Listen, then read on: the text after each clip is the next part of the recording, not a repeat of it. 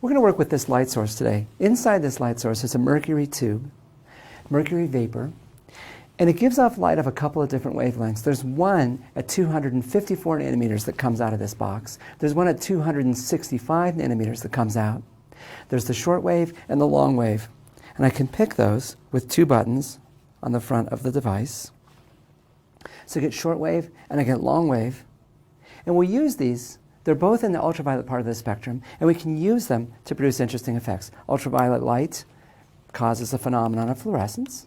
So if I take this light source and I shine it on my tennis ball, I get a little bit of fluorescence here. Tennis balls are very strongly fluorescent. We'll do some other things with it. Before we do that, before we start working with it, I want to take note of this caution. On the front of this device, it says, caution, do not look at ultraviolet light as rays will sunburn unprotected eyes. That's something you have to be aware of. Now I have glasses that have coating on them that will protect me from the ultraviolet. But if you don't, the long wave is worrying. The short wave, you really have to think hard about that and be particularly careful with that short wavelength light. Why is something we're going to talk about in the very next problem. Okay, here's our question. Ultraviolet exposure can cause damage to the skin and eyes. The necessary exposure to cause damage depends on wavelength. European standards limit exposure over an 8-hour period to 60 joules per square meter at a wavelength of 254 nanometers, 270,000 joules per square meter at a wavelength of 365 nanometers. For a square patch of skin, 1 centimeter on a side, how many photons does this correspond to for each wavelength? Why is the maximum number of photons so much greater for the higher wavelength? Now, here's our different exposures. If I have a wavelength of 254 nanometers, the exposure is 60 joules per square meter. If I have a wavelength of 365 nanometers, the permissible exposure is 270,000 joules per square meter, quite a bit more. How does this relate to photon energy? Well, first, let's start with a question. Which wavelength of light does have a higher photon energy? Here's some choices. The photon energy is inversely proportional to the wavelength. And so the photons of wavelength 254 nanometers have a significantly higher photon energy than the photons of wavelength 365 nanometers. And so as a consequence, you have a significantly lower exposure that's permissible, only 60 joules per square meter, as opposed to 270,000 joules per meter for the longer wavelength. Let's look at the photon numbers for each of these. And for that, we're going to do some calculations. For starters, we need to work out what the photon energy is for each of the different wavelengths which we look at. So let's start with the 254 nanometers. Okay, for 254 nanometers, the photon energy is equal to Planck's constant times the speed of light divided by the wavelength. Planck's constant is a number that you can look up. The speed of light, of course, is a fundamental constant. The wavelength, 254 nanometers, that's 254 times 10 to the minus 9th meters. We have to put it in our right SI units. So if I put that number in, I can calculate the photon energy, and what I get is this. It comes out in the right energy units, so it comes out in joules, 7.8 times 10 to the minus 19th joules. We can also make that calculation for 365 nanometers. For 365 nanometers, same calculation, h times c divided by lambda, but the wavelength, 365 times 10 to the minus 9th meters. Since the wavelength is longer, we end up with a correspondingly lower photon energy, 5.4 times 10 to the minus 19th joules. Now we're ready to look at exposures. Well, the exposures are given in joules per square meter.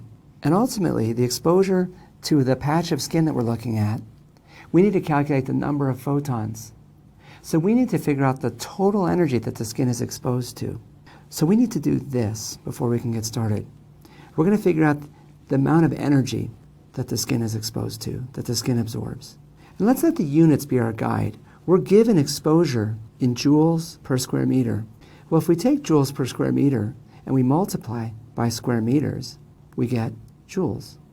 And so we need to take the exposures that were given in joules per square meter and multiply them by the area of the exposed skin. So the area corresponds to a square that's 0.01 meters on a side.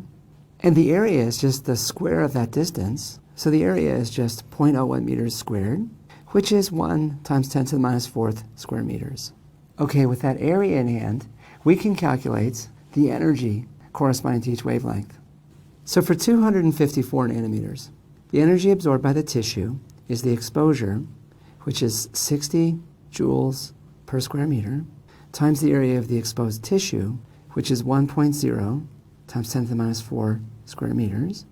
And so we calculate energy absorbed by the tissue, 0.0006 joules. Not very much energy. It's much more energy for the 365 nanometer exposure, because in that case, the exposure is quite a bit larger, 270,000 joules per square meter. And if we multiply that by the area of the exposed tissue, 1 times 10 to the minus 4th square meters, we get an exposure of 27 joules, quite a bit more, quite a bit more. But the big difference between the two different wavelengths, of course, is the photon energy. And so we get correspondingly quite different numbers of photons for the exposure. So for each of them, we're going to calculate the number of photons this way. The number of photons is just equal to the total amount of energy deposited in the tissue divided by the energy per photon. So for 254 nanometers, the number of photons is equal to the energy deposited in the tissue, 0.0006 joules, divided by the energy per photon, 7.8 times 10 to the minus 19th joules. So we get a total number of photons of 7.7 times 10 to the 15th. For 365 nanometers, we have a much larger exposure. We have an exposure of 27 joules. We also have a smaller photon energy, 5.4 times 10 to the minus 19th joules. And so we end up with a significantly larger number of photons, 5.0 times 10 to the 19th photons. So those are our final answers. For 254 nanometers, 7.7 times 10 to the 15th photons. For 365 nanometers, 5.0 times 10 to the 19th photons. Significantly more. Let's look at this result. We have an exposure of 7.7 times 10 to the 15th photons for the short wavelength. For the long wavelength, a possible exposure of 5.0 times 10 to the 19th photons, almost 10,000 times as many photons. Okay, what this means is that the chances of that short wavelength photon causing damage is significantly greater than the chances of the long wavelength photon causing damage. Why might you expect this to be true? We'll give you some choices. And we're going to answer this as part of our assessment to look at our result and see if our result makes sense. We found there was a significantly larger quantity of photons of long-wave ultraviolet required to produce the same damage as the photons of short-wave ultraviolet. And the reason has to do with the photon energy.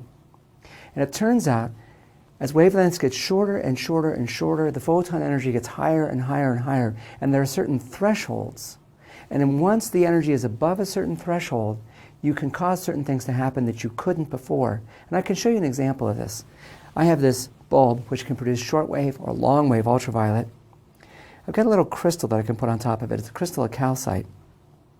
I'm going to start by illuminating this crystal with long-wave ultraviolet. And the results, what happens, is pretty dim. So we're going to turn the lights down and to do a close-up of this. All right, we're going to start by illuminating this crystal with the long wavelength line. So this is 365 nanometers. When I shine the light on it, I get a nice bright glow from this crystal. And when I turn the light off, the glow immediately fades. So the crystal is fluorescent. When I shine light on it, it glows. But as soon as I turn off the ultraviolet source, the glow vanishes. Now, when I expose it to the shortwave ultraviolet, something very, very different happens. Here's the shortwave. Now I get a very, very blue glow, but something else happens with this blue glow. I'm going to turn off the light source and watch. The glow persists for quite some time. And this is phosphorescent. And so by shining shortwave light with its higher energy photons, I get a qualitatively different phenomenon. The crystal glows, but the glow persists. And if I charge up the whole crystal, charge up all sides, and I turn it off, I get a blue glow that persists for some time. And so by changing the photon energy, just a small amount, I've been able to trigger a phenomenon which is qualitatively different. And it turns out there's a threshold for damage to DNA that's about 300 nanometers. And so if you have wavelengths that are shorter than that, like the shortwave light that comes out of this tube, the photons have plenty of energy to be able to disrupt DNA and damage cells. If I have wavelengths that are longer than that, the photon energies are too low to cause that to happen. So as a consequence, the threshold for damage from the shortwave ultraviolet is much, much lower than the threshold for damage for the long-wave ultraviolet. And as a consequence, you have to be much more careful with the exposure to the short wavelengths than the long wavelengths. It's a very, very practical application of the quantum principles we've been looking at. Even something as abstract as quantum mechanics has bearings in the real world.